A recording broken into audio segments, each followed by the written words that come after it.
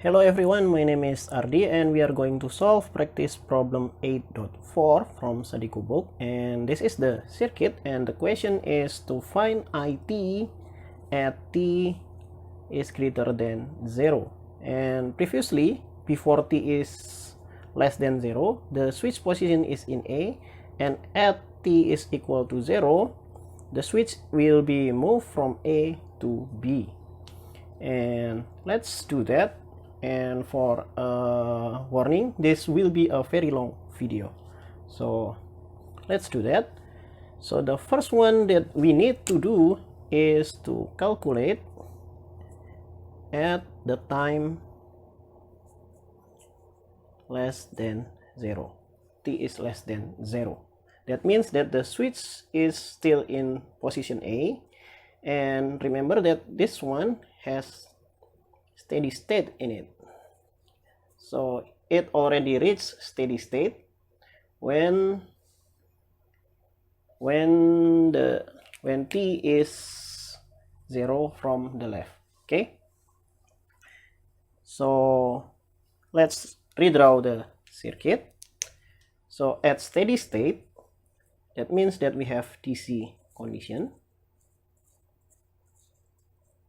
and DC condition, and we have inductor here. So inductor will equal to short circuit, and the switch is in position A. Okay, now let's draw the circuit according to this condition. Okay, let's draw this voltage source here, that is 100 volt, and then that resistor, which is 10 ohm, and this is shorted, the switch is shorted, and here we have inductor, and because we are at DC condition, the inductor become short circuit. Okay, and I do not want to draw the right part of the circuit because it's shorted to A, so this one is not active. And this means that IT is here. Okay, at t is less than 0, we need to find this IT at 0. So we are looking at I0 and I0 from the left. So okay, I0 from the left, and we can do that by using Ohm's law. So the voltage here is 100 volt, and we just divide that by 10 ohm. So we will have 100 volt divided by 10 ohm, and that means that I0 minus is equal to 10 ampere. But because the current from inductor cannot change instantaneously, it's always a continuous function, so I0 plus is also 10 ampere, and that means that we can conclude that I0 is actually 10 ampere. Okay, so now let's save this first, and now let's continue at the second condition.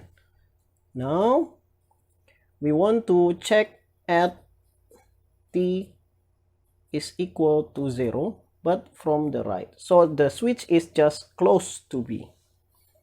Okay, that's the switch is just closed to B.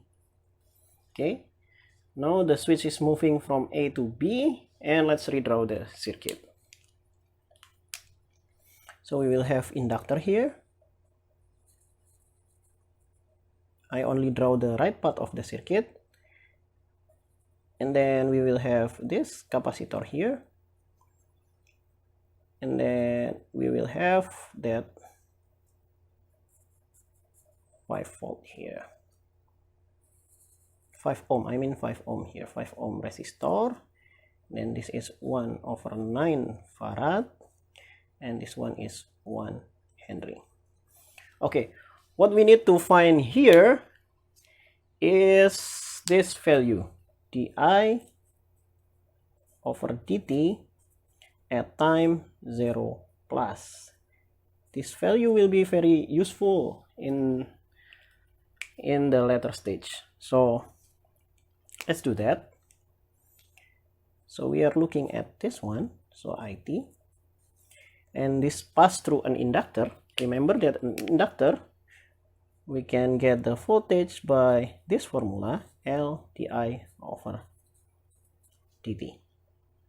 Okay, and that means that di over dt is just V over L, but the V is at time 0 plus, right? And the voltage of an inductor here, plus minus, this is the V. Okay, the easiest one is the denominator, so I will have the value of L, which is 1. Okay, now this is V0 plus, and remember, because voltage and current cannot change instantaneously, we can see this from the left also, V0 minus divided by L. Okay, and now at 0 minus, the voltage is here, right? And this is shorted, so we have V0 minus is equal to 0 because this is short circuit. And so we will have di 0 plus over dt is equal to 0, and the unit is ampere over second. And this means that at time 0, di over dt is also 0 ampere over second. And now we have two very important value that we need to save. So this one, I0, which is 10 ampere, and then di over dt, which is 0 ampere over second. So now let's save this here. I0 is equal to 10 ampere, and then di over dt at time 0 is equal to 0 ampere over second. Okay, now let's continue. Okay, I have a new piece of paper here, and okay, we will continue. Now we need to see the condition when t is greater than 0. The difference is the switch is now at B, but for a long time. The switch now at B. Okay, so now let's draw the circuit again.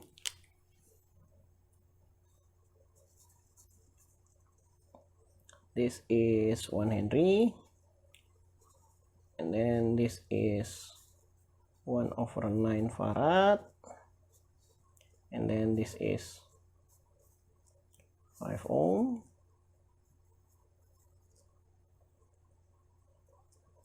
Okay, and we are asked to find IT. So this is IT.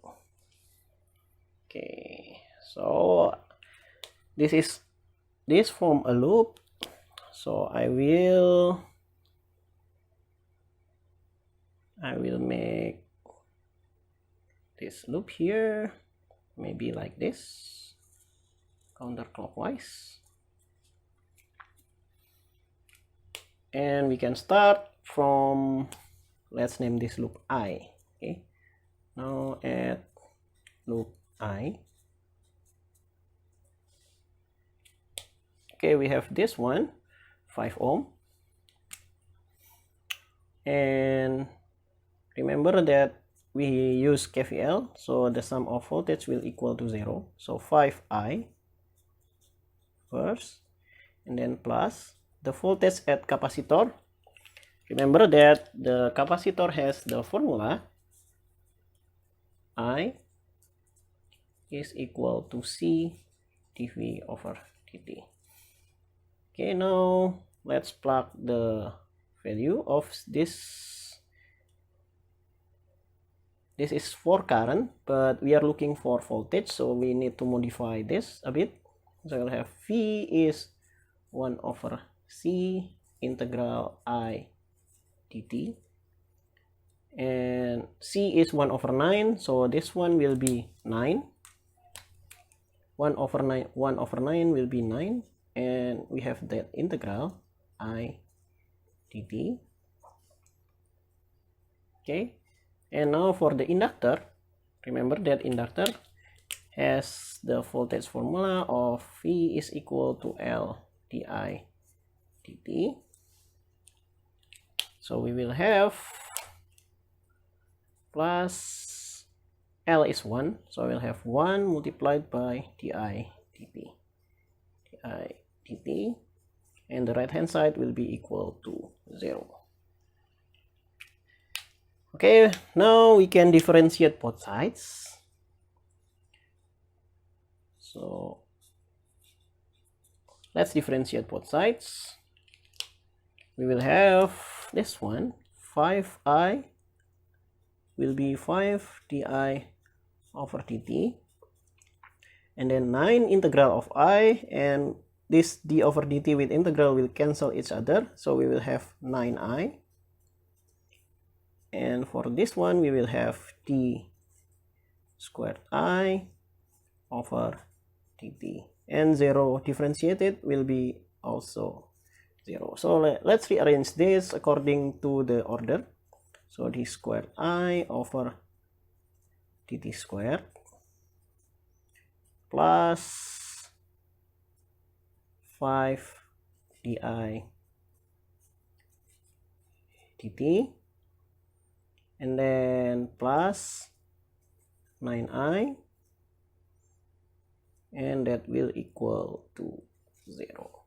And this is a very important differential equation.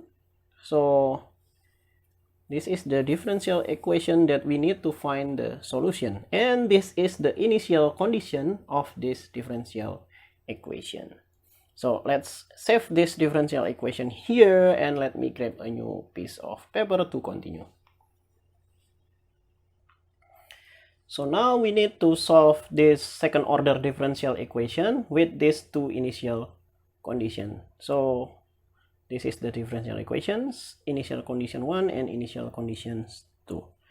Okay, first let's solve the general solution of this differential equation. So let's do that.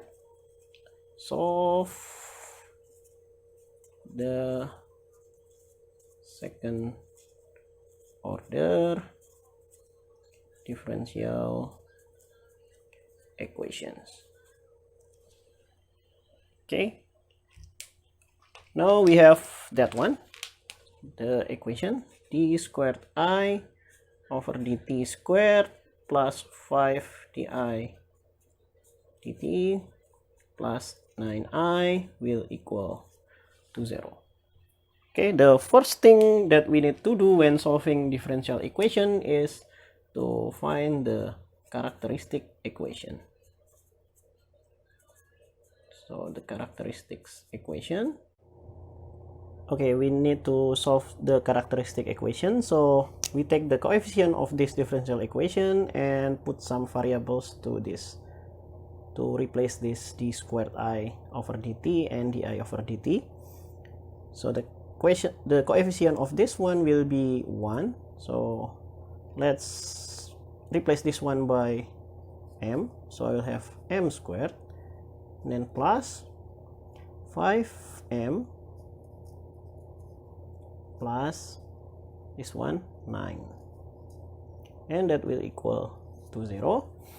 And this one cannot be solved using factorization, so I will use quadratic formula. So I will have m12 will be equal to minus 5 plus minus the square root of b squared. So I will have 25 minus 4 multiplied by 1 multiplied by 9 and divided by 2. So we will have minus 5 plus minus the square root of 25 minus 36 divided by 2, and we will have this one minus 2.5 plus minus 25 minus 36 is minus 11. So we'll have square root of minus 11 divided by 2, or we'll have minus 2.5 plus minus j of square root 11 divided by 2. Okay, now because we have complex conjugate solution, our solution to this differential equation will be in the form of it is equal to e, and the exponent of e will be this one, so this one, and that will be minus 2.5t, and then the coefficient will be a, and then cosine, and the what is it, the omega is, I don't know, I don't remember the name, but this one will be the value of it. So I will have the square root of 11 divided by 2 of t, and then plus another coefficient, and then sine, same value as this, square root of 11 divided by 2 of t. Okay, now the last thing we need to do is find this coefficient of cosine and the coefficient of sine.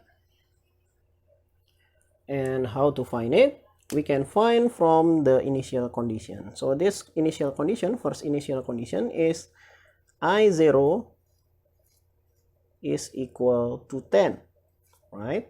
So I0 means that if we plug 0 to this t, we will get 10.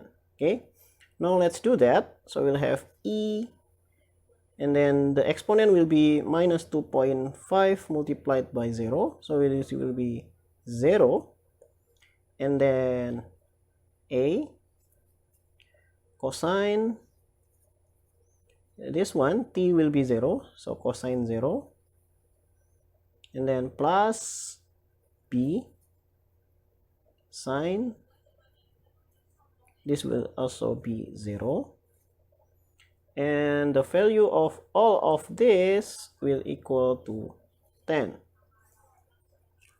And so this one, e to the 0, this will be equal to 1, and b sine 0 will equal to 0, and we only have this remaining, so we'll have a cosine 0 is equal to 10, and remember that cosine 0 is also 1, so we will get a is equal to 10. So now we just need to plug this a back to this equation. So now we will have it is equal to e to the minus 2.5 multiplied by 10 cosine the square root of 11 divided by 2 t, and then plus b sine the square root of 11 divided by 2 multiplied by t. Okay, from here we only need to find b. So let's save this function and continue from this. Okay, so far we have this function as solution, but we still need to find this one value, which is b. And we only have this value remaining, di over dt at time 0 is equal to 0. So we have to differentiate this one. So from this one, I will need to find out di dt, and it's depends on time. So from here, let's derive this. So remember that if we have multiplication of two functions, we can use uv formula. So we'll have this as our u, and all of this as our v. Remember that u v prime is equal to u prime v plus u v prime, right? So now the first one is u prime, so the derivative of this one, and that means that I will have minus 2.5 e to the minus 2.5 t, and then v. Okay, let's just rewrite that v. So I have 10 cosine square root of 11 divided by 2t plus b sine of square root of 11 divided by 2 of t, and then plus, now we have u is e to the minus 2.5t, and then v prime. Okay, let's find out v prime. Maybe I will use here. Okay, v prime. Now we differentiate this. Cosine differentiated is minus sine, so I will have minus 10 multiplied by square root of 11 divided by 2 of sine, that value,